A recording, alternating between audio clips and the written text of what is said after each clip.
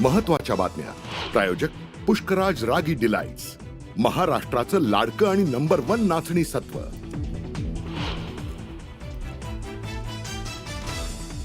भारत पाक मधील मध्यस्थीच्या वक्तव्यावरनं Donald Trump यांचा U turn. Bharat Pak वादात मध्यस्थी नाही, फक्त मदत केली. ट्रम्प यांचा घुमजाव.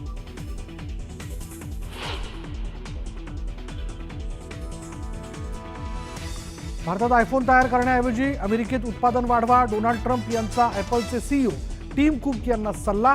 तर टॅरिफबाबत भारत डील करण्याच्या तयारीत असल्याचाही केला दावा.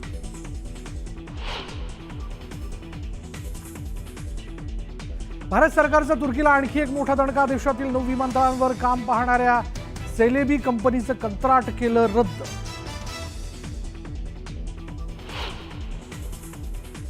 पाकिस्तानसोबत फक्त दहशतवादावर चर्चा होईल. पीओके संदर्भात पाकशी द्विपक्षीय चर्चा करण्यास तयार. परराष्ट्र मंत्री एस जयशंकर यांनी पाकिस्तानला सुनावलं.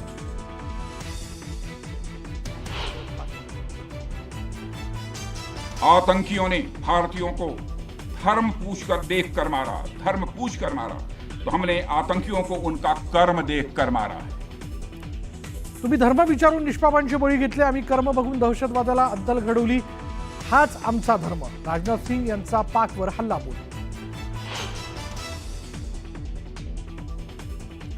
काश्मीरच्या पुलवामामध्ये सुरक्षा दलांना मोठं यश. त्रालमध्ये 3 दहशतवाद्यांचा खात्मा. गेल्या 48 तासात 6 दहशतवादी ठार.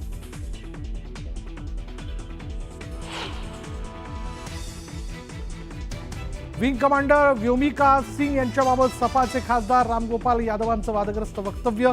जातीचा उल्लेख करत आक्षेपार्ह विधान केल्यानं यादव सापडलेत वादात.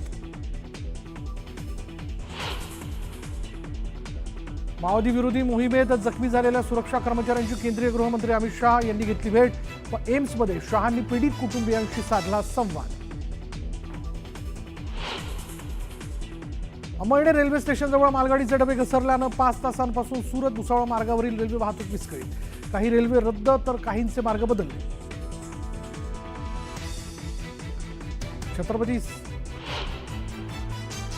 छत्रपती संभाजीनगरच्या बजाजनगरमध्ये मोठा दरोडा. अमेरिकेला गेलेल्या उद्योजक संतोष लड्डा यांच्या घरातून 8 किलो सोनं आणि 40 किलो चांदी लांबवली. दरोडेखोरांचा शोध सुरू.